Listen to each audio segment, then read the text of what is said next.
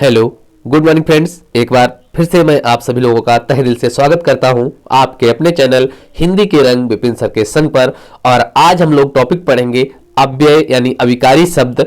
इससे रिलेटेड जो भी होगा आपका क्रिया विशेषण, संबंध बोधक या समुच्चय बोधक या विस्मयादि बोधक, इन सभी की परिभाषा सहित देखेंगे हम लोग। इसके बाद में एक प्यारा सा टेस्ट भी लगाएंगे जिससे आप लोगों की प्रैक्टिस हो जाएगी। अगर कोई भी डाउट आपको रह जाता है तो आप लोग अपने क्वेश्चंस क्वेरी जो भी है कमेंट बॉक्स में कमेंट करेंगे। और अगर आपको वीडियो पसंद आए तो प्लीज एक लाइक अवश्य करें। और अगर पहली बार आप चैनल पर विजिट कर रहे हैं तो आप इस चैनल को सब्सक्राइब भी कर लें। हिंदी से रिलेटेड जो भी टॉपिक्स हैं सभी की फुल प्रैक्टिस कराई जाएगी। तो आइए इस वीडियो को स्टार्ट करते हैं। देखिए, पहला हमारा आ गया है कि क्रिया विशेषण। क्रिया विशेषण क्या है? यानी ऐसे शब्द जो क्रिया की विशेषता बताते हैं क्रिया विशेषण शब्द कहलाते हैं। क्या? ऐसे शब्द जो क्रिया की विशेषता को प्रकट करें, क्रिया की विशेषता को बतलाएं, वे सभी शब्द क्रिया विशेषण कहलाते हैं। इनके प्रकार देख लेते हैं। जो क्रिया विशेषण है ये 4 प्रकार के होते हैं। एक कालवाचक, दूसरा स्थानवाचक, तीसरा परिमाणवाचक और चौथा होता है रीतिवाचक क्रिया विशेषण। कालवाचक जो क्रिया विशेषण है इसमें क्या है? इसमें कार्य के होने का समय उसका पता चलता है। जो कार्य हो रहा है उसका समय क्या है उसका पता चलता है कालवाचक क्रिया विशेषण। जैसे मैं अभी आ रहा हूं। कब? अभी आ रहा हूं। तो ये जो अभी है ये आपका क्या है? ये कालवाचक क्रिया विशेषण है। जैसे आगे कहा गया, एक एग्जांपल और लेते हैं। पानी निरंतर बह रहा है। क्या? पानी जो है वो निरंतर बह रहा है। निरंतर यानी लगातार बह रहा है। तो इसमें पूछेगा कि कौन सा क्रिया विशेषण है, तो निरंतर बह रहा जो निरंतर है इसमें आपका क्या है? यानी लगातार कार्य हो रहा है। तो ये कालवाचक क्रिया विशेषण का उदाहरण होगा। ऐसे समझेंगे। दूसरा देखते हैं स्थानवाचक। स्थानवाचक क्रिया विशेषण क्या है? इस क्रिया विशेषण में क्या होता है? स्थान का बोध होता है। किसका बोध होता है? जहां पर क्रिया हो रही है उसके स्थान का बोध होता है। जैसे कहा जाए आपसे कि भीतर जाकर बैठिए। क्या कहा जाए? कि भीतर जाकर बैठिए। तो भीतर क्या है? एक स्थान का बोध हो रहा है। तो यहां पर आपका स्थानवाचक क्रिया विशेषण है। एक और एग्जांपल लेते हैं। आपसे कहा जाए कि आप किधर जा रहे हो? आप किधर जा रहे हो? किधर जा रहे हो? तो जो किधर है आपका ये क्या होगा? एक स्थानवाचक क्रिया विशेषण का बोध करा रहा है। अगला देखते हैं परिमाणवाचक क्रिया विशेषण। समझते हैं परिमाणवाचक क्रिया विशेषण क्या है? यानी जो शब्द क्रिया का परिमाण बताए, मात्रा बताए, वो क्या होगा? जो उसका परिमाण बताए, मात्रा बताए यानी क्वांटिटी बताए, वो क्या होगा आपका? वो होगा परिमाणवाचक क्रिया विशेषण। जैसे थोड़ा थोड़ा अभ्यास करिए। क्या कह रहा है आपसे? कह रहा थोड़ा थोड़ा अभ्यास करिए। तो ये थोड़ा थोड़ा, बहुत कम, बहुत ज्यादा, या कहे बहुत बहुत अधिक बोलता है, या इसको ध्यान से पढ़े, ये चीजें में क्या आएगा कि वो बहुत अधिक बोलता है। बहुत अधिक क्या है? या बहुत कम क्या है? या थोड़ा थोड़ा क्या है? ये सभी परिमाण का बोध करा रहे हैं। तो परिमाणवाचक क्रिया विशेषण हो जाएगा। अगला देखते हैं रीतिवाचक क्रिया विशेषण क्या है? रीतिवाचक क्रिया विशेषण। रीतिवाचक क्रिया विशेषण में क्या होता है? रीति का बोध चलेगा। जो क्रिया है, क्रिया के द्वारा जो संपन्न हो रही है उसकी रीति क्या है, किसके द्वारा वो संपन्न हो रही है, उसकी रीति का पता चले, वहां पर आपका क्या होगा? जहां पर रीति का पता चले वो हो जाएगा आपका रीतिवाचक क्रिया विशेषण। रीति का बोध हो, जहां पर रीति का बोध हो वो रीतिवाचक। जैसे दिन जल्दी जल्दी ढल रहा है। क्या है? दिन जो है वो जल्दी जल्दी ढल रहा है। कैसे कैसे ढल रहा है? जल्दी जल्दी ढल रहा है, मतलब जल्दी जल्दी समय जा रहा है। ये क्या है? एक रीति का बोध हो रहा है, इसलिए यहां पर आपका रीतिवाचक क्रिया विशेषण होगा। दूसरा देखते हैं संबंध बोधक अव्यय किसे कहते हैं? तो संबंध बोधक जो अव्यय है, परिभाषा देखते हैं पहले। जिन अव्यय शब्दों से संज्ञा अथवा सर्वनाम का जो वाक्य है उसके दूसरे शब्दों के साथ जो संबंध जाना जाए, संबंध का पता चले, वही आपके संबंध बोधक अव्यय कहलाते हैं। इसके प्रकार की बात करेंगे तो ये 14 प्रकार के होते हैं, लगभग 14 टाइप्स के होते हैं संबंध बोधक अव्यय। कितने प्रकार के, यही चीज याद रखें, केवल ये 14 प्रकार के होते हैं संबंध बोधक अव्यय। एक होता है आपका कालवाचक, कालवाचक, एक होता है स्थानवाचक, एक होता है आपका दिशावाचक, दिशावाचक, साधनवाचक, एक हो जाएगा आपका विरोधवाचक जो विरोध प्रकट कर रहा है, जैसे उल्टा, विरुद्ध, प्रतिकूल, इस प्रकार से। एक होता है व्यतिरेकवाचक, एक होगा इसका उद्देश्यवाचक, एक होगा साहचर्यवाचक। इनमें से आप इतना ही आप लर्न रखेंगे कि ये 14 टाइप्स के होते हैं। कौन से? संबंध बोधक। अगला देखेंगे समुच्चय बोधक अव्यय क्या होते हैं? दो शब्दों, वाक्यांशों या वाक्यों को मिलाने वाले अव्यय समुच्चय बोधक अव्यय कहलाते हैं। क्या करें? या दो शब्दों को जो मिलाए, या कोई वाक्यांश दो दिए गए हैं, उन वाक्यांशों को जो जोड़े, या वाक्यों को मिलाने वाले जो अव्यय है वो समुच्चय बोधक अव्यय कहलाते हैं। और इन्हें हम योजक भी कहते हैं। क्या कहते हैं? योजक। समुच्चय बोधक क्या कहते हैं? योजक भी कहा जाता है। याद रखेंगे। जैसे किसी ने कहा या मैंने कहा कि मैं और राम, कौन? मैं और राम काम पर जाएंगे। कहां जाएंगे? काम पर जाएंगे। मैं और राम काम पर जाएंगे। अब क्या हो रहा है यहां पे? ये और जो लगा है इसने जोड़ दिया है, मैं और राम दोनों को जोड़ दिया है, तो ये क्या हो गया? आपका समुच्चय बोधक अव्यय हो गया। जैसे इसी प्रकार एक और उदाहरण लेते हैं कि राम और लक्ष्मण सीता ने पंचवटी में विश्राम किया। तो जो और जुड़ा है, तथा जुड़ा है, ये शब्द आपके क्या हो जाएंगे? और, तथा, ये आपके समुच्चय बोधक हो जाएंगे। क्या हो जाएंगे? समुच्चय बोधक हो जाएंगे। एक और प्रकार देखते हैं इसमें, विभाजक होता है इसका एक, उसमें से देखते हैं। उसका एग्जाम्पल है कि करो या मरो, दोनों को जोड़ रहा है। या जो है आपका ये क्या है? समुच्चय बोधक अव्यय है।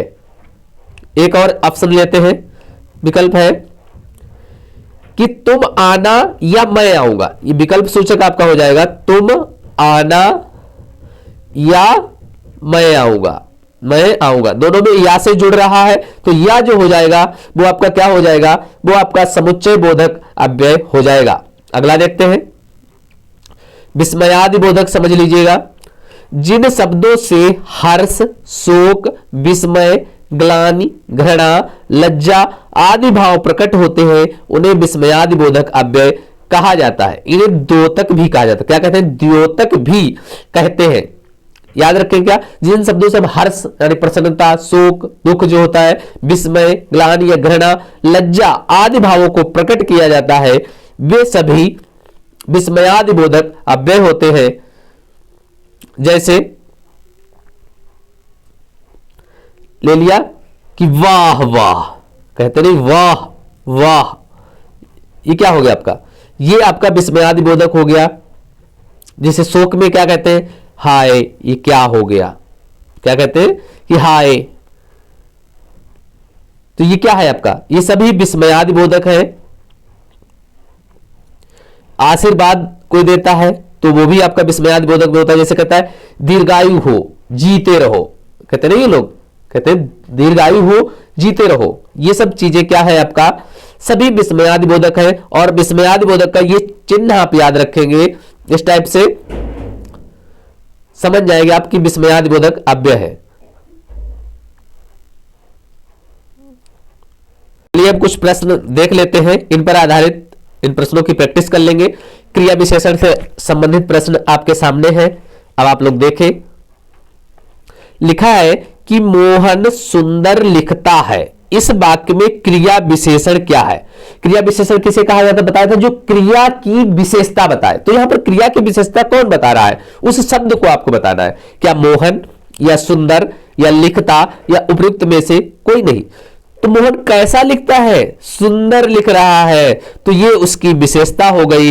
राइट आंसर होगा आपका ऑप्शन बी, अर्थात ये सुंदर जो दिया गया है ये आपका क्रिया विशेषण शब्द है। अगला क्वेश्चन देखते हैं। राम यहां रहता है, इस वाक्य में क्रिया विशेषण की पहचान करें। राम यहां रहता है, कहां रहता है? यहां रहता है।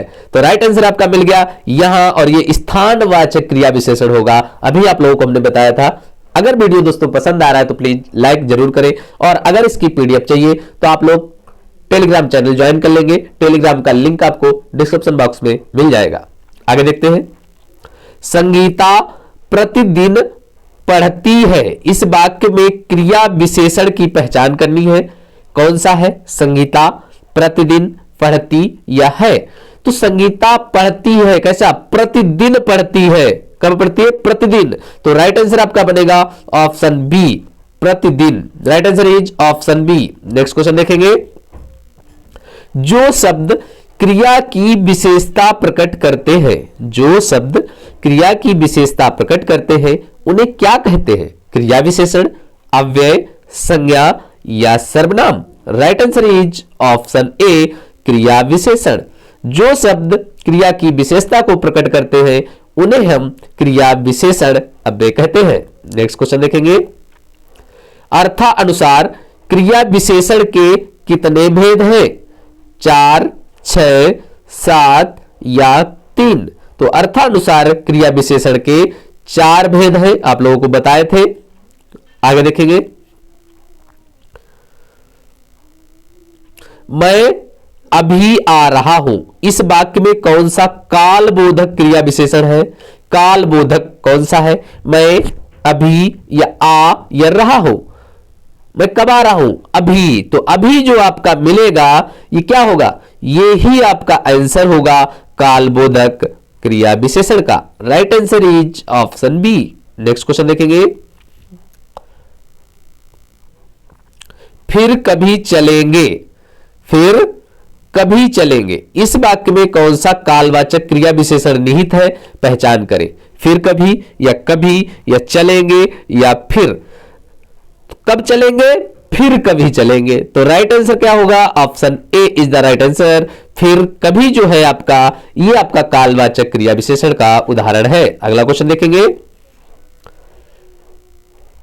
पानी निरंतर बह रहा है, इस वाक्य में कौन सा कालवाचक क्रिया विशेषण है? इस बात प्रैक्टिस की थी हम लोगों ने, पढ़ा था, तो वही प्रैक्टिस सेट है आपका। पानी निरंतर बह रहा है। पानी कैसे बह रहा है? निरंतर बह रहा है।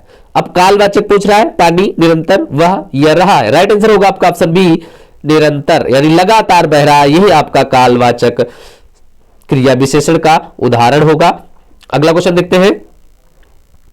जिस क्रिया विशेषण शब्द से कार्य के होने का समय ज्ञात होता हो उसे कौन सा क्रिया विशेषण कहते हैं? कालवाचक, स्थानवाचक, परिमाणवाचक या रीतिवाचक। राइट आंसर होगा आपका ऑप्शन ए, कालवाचक। भाई समय का पता चलेगा, समय का पता किसमें चलता है? काल से, समय। Right answer is option A, कालवाचक। नेक्स्ट क्वेश्चन देखेंगे। यदा, कदा, तदअनंतर आदि शब्दों में कौन सा क्रिया विशेषण है? यदा, कदा और तदअनंतर, इन शब्दों में कौन सा क्रिया विशेषण निहित है? कालवाचक, स्थानवाचक या परिमाणवाचक या रीतिवाचक। तो इसमें दोस्तों आपका कालवाचक क्रिया विशेषण निहित है। यदा, कदा, समय की बात कर रहे हैं तो कालवाचक विशेषण होगा। नेक्स्ट क्वेश्चन देखेंगे।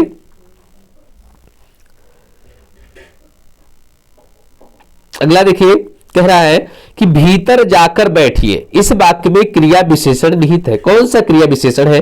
कालवाचक, स्थानवाचक, परिमाणवाचक या रीतिवाचक।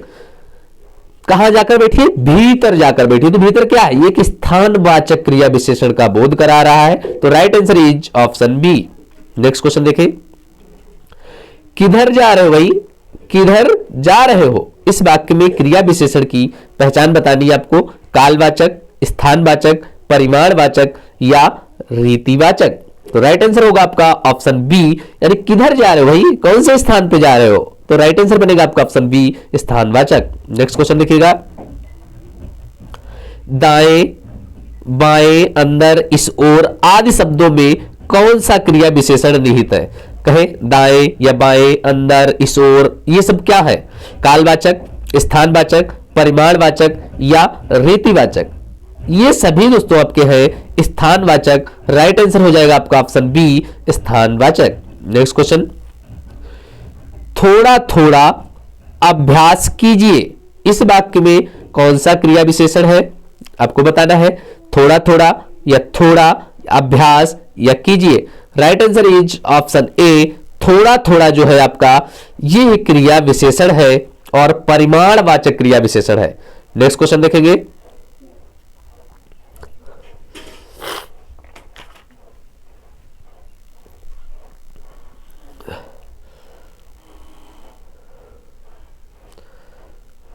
कह रहा है कि बूंद बूंद शब्द में कौन सा क्रिया विशेषण निहित है, पहचान करके आप बताएं। बूंद बूंद में परिमाणवाचक, रीतिवाचक, स्थानवाचक या कालवाचक?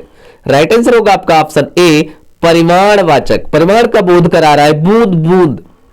Right answer is option A. Next question,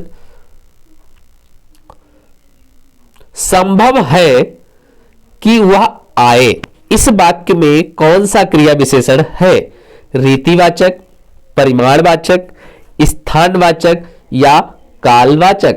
right answer is option A, रीतिवाचक। संभव है कि वह आए, एक रीति का बोध हो रहा है, इस वजह से यहां पर आपका रीतिवाचक क्रिया विशेषण है। अगला क्वेश्चन, वास्तव में, ठीक, हां आदि शब्दों में क्रिया विशेषण कौन सा है? रीतिवाचक, परिमाणवाचक, स्थानवाचक या कालवाचक? राइट आंसर बनेगा आपका ऑप्शन ए, रीतिवाचक। इसमें वास्तव में हो या ठीक लिखा हो या हां, ये सभी शब्द रीतिवाचक क्रिया विशेषण का उदाहरण है। अगला क्वेश्चन, क्रिया विशेषण का अन्य नाम क्या है? क्रिया, क्रिया विशेषण, विकारी विशेषण, अविकारी विशेषण?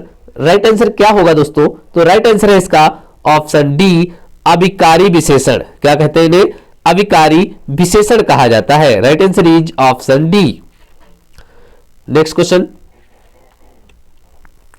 वह बहुत धीरे चलता है, कैसे चलता है? बहुत धीरे। इस वाक्य में क्रिया विशेषण आप बताएं।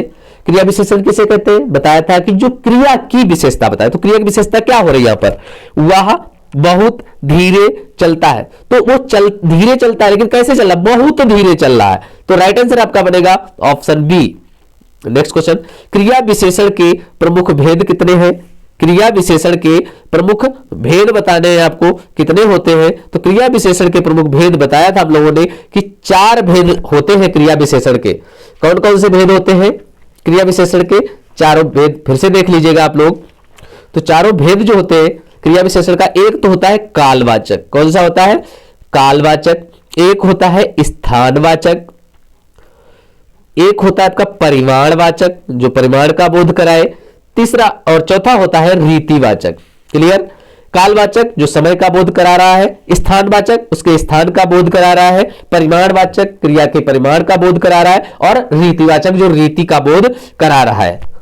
तो राइट आंसर यहां पर बनेगा 20 का ऑप्शन वी, यानी 4 प्रकार के होते हैं। कितने प्रकार के होते हैं? 4 प्रकार के होते हैं। अगले क्वेश्चन की ओर बढ़ेंगे। प्रयोग के आधार पर क्रिया विशेषण के, प्रयोग के आधार पर क्रिया विशेषण के भेद से संबंधित जो नहीं है वो बताना है आपको। साधारण, संयोजक, अनुबद्ध या श्रेणी बोधक? राइट आंसर है आपका श्रेणी बोधक, ये नहीं जुड़ा है, बाद बाकी साधारण होता है, संयोजक होता है, अनुबद्ध, ये सभी सम्मिलित होते हैं। अगला क्वेश्चन देखेंगे। रूप के अनुसार क्रिया विशेषण के भेद से संबंधित नहीं है। मूल क्रिया विशेषण, यौगिक क्रिया विशेषण, स्थानीय क्रिया विशेषण या अनुबद्ध? राइट आंसर बनेगा आपका ऑप्शन डी, जो सम्मिलित नहीं है, जो जुड़ा नहीं है, वो आपका ऑप्शन डी है, अनुबद्ध। Right answer is option D. Next question, अर्थ के अनुसार क्रिया विशेषण के भेद है, कौन कौन से हैं वो बताना है। परिमाणवाचक क्रिया विशेषण, रीतिवाचक क्रिया विशेषण, या ए बी दोनों सही है, या इनमें से कोई नहीं। राइट आंसर बनेगा आपका ऑप्शन सी, ए बी दोनों सही, अर्थात परिमाणवाचक क्रिया विशेषण और रीतिवाचक क्रिया विशेषण ये अर्थ के अनुसार क्रिया विशेषण के दो भेद हैं, परिमाणवाचक क्रिया विशेषण, रीतिवाचक क्रिया विशेषण, याद रखेंगे। अगले क्वेश्चन की ओर बढ़ेंगे।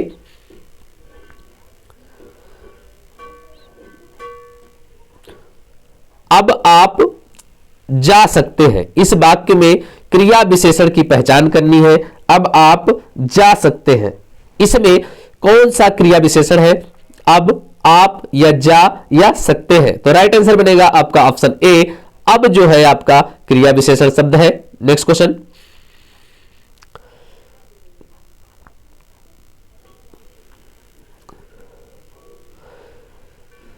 फिर आप भी क्या कहेंगे, इस वाक्य में क्रिया विशेषण की पहचान करें कि कौन सा क्रिया विशेषण शब्द है। फिर आप भी क्या कहेंगे, फिर या आप या क्या या कहेंगे। राइट आंसर बनेगा आपका ऑप्शन ए, फिर जो है आपका ये क्रिया विशेषण शब्द है। आगे हम लोग संबंध बोधक अव्यय के प्रश्नों को सॉल्व करेंगे।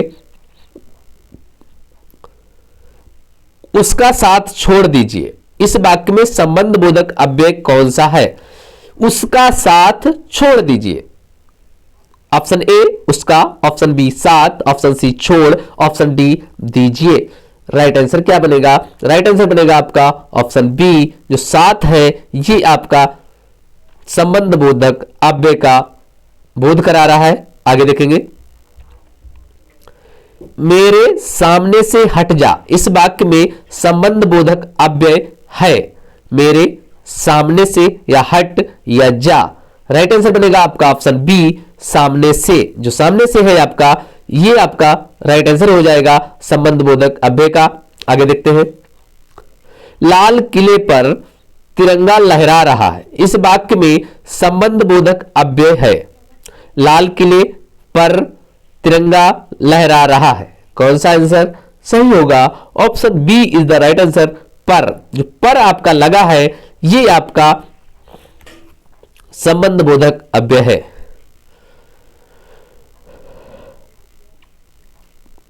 वीर अभिमन्यु अंत तक शत्रु से लोहा लेता रहा, वीर अभिमन्यु अंत तक शत्रु से लोहा लेता रहा, इस वाक्य में संबंध बोधक अव्यय है वीर, अंत, तक या बिना। राइट आंसर है आपका ऑप्शन सी, तक। नेक्स्ट क्वेश्चन देखेंगे, तुम्हारे बिना मैं नहीं रह सकूंगा, तुम्हारे बिना मैं नहीं रह सकूंगा, इस वाक्य में संबंध बोधक अव्यय कौन सा है जो संबंध को प्रकट कर रहा है? तुम्हारे बिना मैं या नहीं। राइट आंसर बनेगा ऑप्शन बी, बिना, यानी तुम्हारे बिना वो नहीं रह सकते। नेक्स्ट देखिए, मूल रूप से संबंध बोधक अव्यय के भेद नहीं है, प्रयोग, अर्थ, व्युत्पत्ति या की। राइट आंसर है आपका ऑप्शन डी, ये नहीं है भेद, प्रयोग है, अर्थ है, व्युत्पत्ति, ये सभी सही है। Option D is the right answer. Next question, प्रयोग के अनुसार संबंध बोधक अव्यय के भेद है संबद्ध, अनुबद्ध, एबीसी दोनों, ए बी दोनों गलत। राइट आंसर बनेगा आपका ऑप्शन सी, यानी ए और बी दोनों सही है, संबद्ध भी होता है, अनुबद्ध भी होता है। नेक्स्ट क्वेश्चन, अर्थ के अनुसार संबंध बोधक अव्यय के कितने भेद हैं? हमने आप लोगों को बताया था अभी, 12, 13 या 10 या 14। राइट आंसर है आपका ऑप्शन डी, 14 भेद होते हैं संबंध बोधक अव्यय के, नोट कर लेंगे आप लोग। आगे देखेंगे, व्युत्पत्ति के आधार पर संबंध बोधक अव्यय के कितने भेद होते हैं? मूल संबंध बोधक, यौगिक संबंध बोधक, ए बी दोनों सही या ए बी दोनों गलत। Right answer is option C, A B दोनों सही, अर्थात मूल संबंध बोधक होता है, यौगिक संबंध बोधक भी होता है। इस हिसाब से राइट आंसर होगा आपका ऑप्शन सी। नेक्स्ट क्वेश्चन देखिएगा,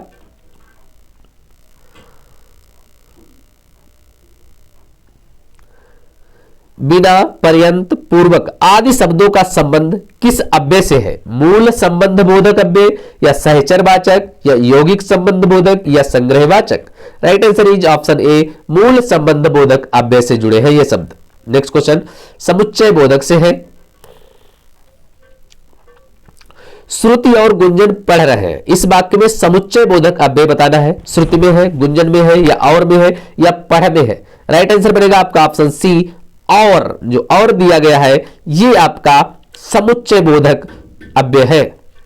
आगे देखेंगे, मुझे टेप रिकॉर्डर या घड़ी चाहिए। क्या चाहिए? टेप रिकॉर्डर दो भैया या घड़ी दो। तो या जो है ये क्या है आपसे पूछ रहा है, तो मुझे टेप या भी, तो या ही आपका समुच्चय बोधक अव्यय है। नेक्स्ट क्वेश्चन देखिएगा, बहुत इजी है दोस्तों। अगर कहीं पर भी कोई डाउट रहता है तो आप लोग बेझिझक कमेंट बॉक्स में कमेंट कर सकते हैं। सीता ने बहुत मेहनत की किंतु फिर भी सफल नहीं हो सकी। इस वाक्य में समुच्चय बोधक अव्यय बताना है। सीता, मेहनत, सफल, किंतु। राइट आंसर क्या होगा आपका? राइट आंसर होगा आपका ऑप्शन डी, किंतु जो जुड़ा है शब्द जो दोनों को जोड़ रहा है ये आपका समुच्चय बोधक अव्यय है। नेक्स्ट क्वेश्चन, बेशक वह धनवान है परंतु है कंजूस। क्या कह रहा कि बेशक वह धनवान है परंतु है कंजूस। तो इस वाक्य में कौन सा समुच्चय बोधक अव्यय होगा? बेशक, वह, परंतु, कंजूस। Right answer is option C, जो परंतु है वो दोनों को जोड़ रहा है, दोनों वाक्यों को। तो यहां पर राइट आंसर होगा आपका ऑप्शन सी, परंतु समुच्चय बोधक अव्यय का उदाहरण है। श्याम को बुलाओ क्योंकि मुझे उससे कुछ कहना है। एक व्यक्ति है वो कह रहा है कि श्याम को बुलाओ भाई क्योंकि मुझे उससे कुछ कहना है। इस वाक्य में समुच्चय बोधक कौन सा है? श्याम, बुलाओ, क्योंकि, मुझे। Right answer is option C, क्योंकि जो है वो दोनों वाक्यों को जोड़ रहा है, इसलिए यहां पर समुच्चय बोधक अव्यय है। अगला देखिएगा, मैं और कृष्ण घूमने जाएंगे। इस वाक्य में सही समुच्चय बोधक अव्यय की पहचान करें। संयोजक, विभाजक, विकल्प सूचक या कृष्ण। राइट आंसर आपका बनेगा ऑप्शन ए, संयोजक है। दोनों लोग जा रहे हैं ना, मैं और कृष्ण, यानी संयोजक है। नेक्स्ट क्वेश्चन, राजेश, राकेश तथा सुरेश, बात कर रहा है कि राजेश, राकेश तथा सुरेश ने आनंद भवन में तारामंडल देखा। मतलब तीनों ने, राजेश ने, राकेश ने, सुरेश ने, तीनों ने मिलकर। तो ये क्या हो जाएगा आपका? संयोजक हो जाएगा। अगला क्वेश्चन देखिएगा,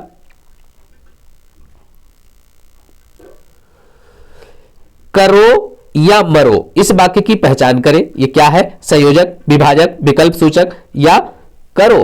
right answer is option B, ये विभाजक है। करो भैया या मरो। नेक्स्ट क्वेश्चन, नित्य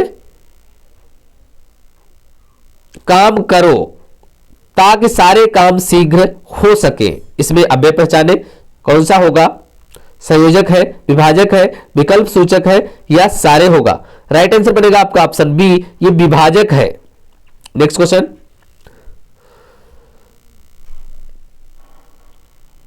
तुम पैसे का प्रबंध कर लो अन्यथा मुझे कुछ और करना पड़ेगा। क्या कह रहा कि तुम पैसे का प्रबंध कर लो अन्यथा मुझे कुछ और करना पड़ेगा। उचित समुच्चय बोधक अव्यय की पहचान करें। संयोजक, विभाजक, विकल्प सूचक या लो। Right answer is option C, विकल्प सूचक है। बता रहा है कि भैया तुम पैसे प्रबंध कर लो अन्यथा कुछ और करना पड़ेगा। तो क्या है? ये विकल्प सूचक है। अगला देखिएगा, विस्मयादि बोधक से है। सबसे सरल है इसको पहचानना क्योंकि ये निशान मिल जाएगा आप लोगों को। आहा क्या मौसम है, इसमें विस्मयादि बोधक अव्यय की पहचान करें। आहा क्या मौसम है। तो राइट आंसर होगा आपका ऑप्शन ए, आहा जो दिया है इसके बाद में ही विस्मयादि बोधक चिन्ह लगा हुआ है। आप समझ जाएंगे कि यहां पर विस्मयादि बोधक यही शब्द है। अगला देखेंगे, उफ कितनी गर्मी पड़ रही है। उफ कितनी गर्मी पड़ रही है, क्या होगा? कौन सा विस्मयादि बोधक अव्यय है? उफ है, कितनी है, गर्मी है या पड़ रही है। तो राइट आंसर इज ऑप्शन ए, उफ। अगला देखिएगा, अरे आप आ गए। विस्मयादि बोधक अव्यय की पहचान करना है आपको भाई। अरे या आप या आ या गए। राइट आंसर होगा आपका ऑप्शन ए, अरे। जहां पर देख लीजिएगा विस्मयादि बोधक चिन्ह लगा हुआ है, पहचान लीजिएगा आप लोग, वही आपका विस्मयादि बोधक अव्यय होगा। नेक्स्ट देखिएगा, बाप रे बाप, यह क्या कर डाला। इस वाक्य में अव्यय की पहचान करें। बाप रे बाप, यह क्या या कर डाला। राइट आंसर आपका बनेगा ऑप्शन ए, बाप रे बाप जो है ये आपका विस्मयादि बोधक अव्यय है। अगला देखिए, छी छी धिक्कार है तुम्हारे नाम को। इस वाक्य में अव्यय कौन सा है बताना है आपको। तो जो छीछी दिया हुआ है, छीछी घृणा से देख रहे हैं आपको, ये क्या है? ये आपका विस्मयादि बोधक अव्यय का उदाहरण है। अगला देखिएगा, ओहो, तो ये तुम्हारे कारनामे हैं, इस वाक्य में आपको बताना है। तो ओहो दिया है आपका, पहला ही ऑप्शन करेक्ट होगा। नेक्स्ट देखिएगा, शाबाश तुमने वंश का नाम उज्जवल कर दिया। कहते हैं शाबाश बेटा तुमने तो वंश का नाम उज्जवल कर दिया। इस वाक्य में कौन सा अव्यय होगा? शाबाश तुमने वंश नाम। तो राइट आंसर बनेगा ऑप्शन ए शाबाश। वाह वाह खूब रहा। इस वाक्य में अव्यय की पहचान करें, वाह वाह या खूब रहा या वह। राइट आंसर बनेगा आपका ऑप्शन ए, वाह वाह जो है आपका विस्मय आदिबोधक अव्यय है। अगला देखिएगा, हे भगवान मुझे उठा लो। इस वाक्य में अव्यय की पहचान करें। कहते नहीं लोग, कुछ लोग कहते हे भगवान अब मुझे उठा लो, क्या है इसमें? अव्यय पूछ रहा है आपसे, तो हे भगवान होगा, मुझे या उठा या ले। राइट आंसर आपका बनेगा ऑप्शन ए, हे भगवान। ए क्या हुआ? इस वाक्य में अव्यय की पहचान करनी है, ए या क्या या हुआ या क्या हुआ। राइट आंसर बनेगा आपका ऑप्शन ए, ये क्या हुआ। आप लोग विस्मयादि बोधक बहुत इजी तरीके से पहचान सकते हैं। इस चिन्ह को नहीं भूलना है, जो विस्मयादि बोधक चिन्ह लगा है समझ लीजिएगा, जहां पर लगा वही आपका विस्मयादि बोधक अव्यय हो जाएगा। आज की वीडियो में इतना ही दोस्तों। अगर वीडियो पसंद आया हो तो प्लीज एक लाइक करें, और अगर पहली बार चैनल पर विजिट किया है तो चैनल को सब्सक्राइब जरूर करें, और कमेंट करके ये जरूर बताएं कि आप लोगों को ये वीडियो कैसी लगी। फिर मिलते हैं नेक्स्ट वीडियो में, तब तक के लिए जय हिंद, वंदे मातरम दोस्तों।